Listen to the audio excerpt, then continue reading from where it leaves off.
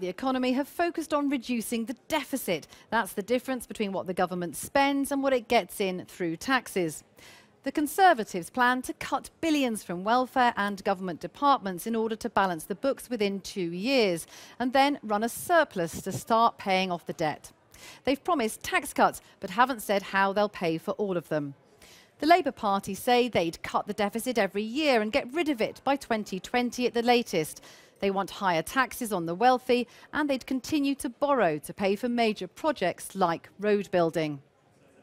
The Liberal Democrats are offering to balance the budget with a mixture of cuts and taxes on higher earners. They, like the Tories, also want to increase how much we can earn before paying tax. In contrast, the SNP are calling for a modest spending increase to allow for extra investment. The Green Party and Plaid Cymru are also calling for an end to austerity. So what about health, a devolved issue? The head of NHS England says that an extra £8 billion a year will be required by 2020 and big savings will need to be found. Labour are promising an extra £2.5 billion a year to pay for more nurses, midwives and GPs, paid for by a mansion tax, a levy on tobacco companies and a clampdown on tax avoidance. The Conservatives have promised to find that £8 billion, but haven't said how. They want patients to have 7-day access to GPs.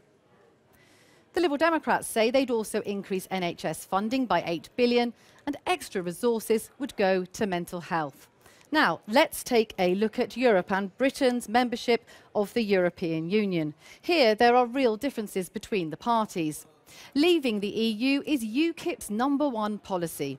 They argue it's the only way for the UK to reduce immigration, and they say it would save billions which can be spent on the NHS and tax cuts. The Conservatives have vowed to hold an in-out referendum on EU membership by 2017, after a renegotiation with European partners.